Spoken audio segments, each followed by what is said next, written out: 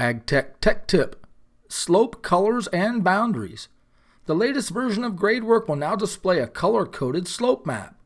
This is beneficial in determining surface areas and volumes within specific slope ranges. In Edit mode, select the Display menu and select Slope Colors. The Slope Color Ranges window will display the color increments. The Plan view will show the various slope color ranges. The default slope ranges may be modified. For example, we will change the top range from 2:1 to 1:1 to vertical.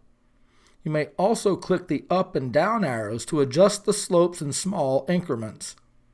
Color ranges may be added or deleted. The range color may also be modified. Click Reset to reset the colors to the program defaults. To save new default color ranges, click the Save button. The slope colors will also be displayed in Materials. Click Close to close the Slope Ranges window.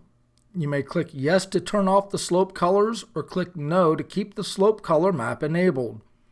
You can press T to toggle the map on and off.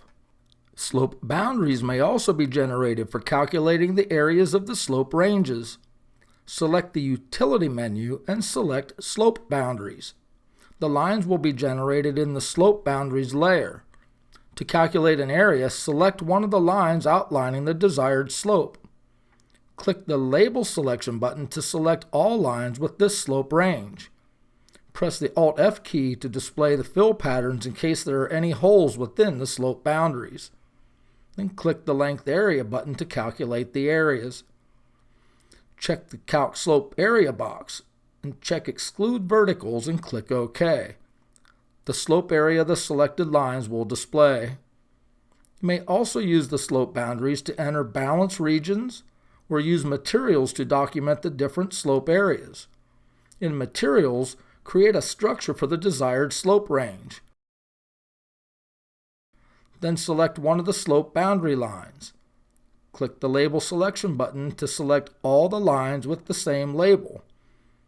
Then assign the lines to the structure.